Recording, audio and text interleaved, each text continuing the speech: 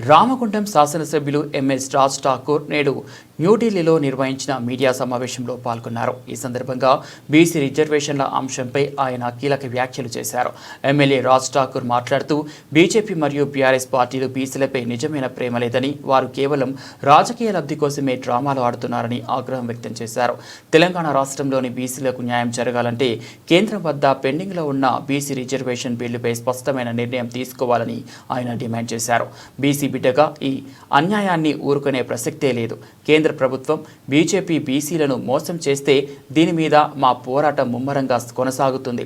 BJP BRS పార్టీలు BC హక్కుల విషయంలో కపట వైఖరి ప్రదర్శిస్తే ప్రజల మధ్యలో ఆ పార్టీలు ఎండగడతాయి.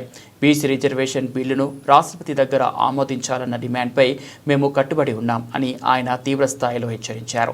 ఈ మీడియా సమావేశంలో తెలంగాణ రాష్ట్ర మంత్రి పొన్నం ప్రభాకర్, ఎమ్మెల్సీ కొండ సురేఖ, మాజీ ఉప ముఖ్యమంత్రి వాకిటి శ్రీహరి, ప్రభుత్వ విప్ ఆది శ్రీనివాస్ తదితర ముఖ్య నాయకులు పాల్గొన్నారు.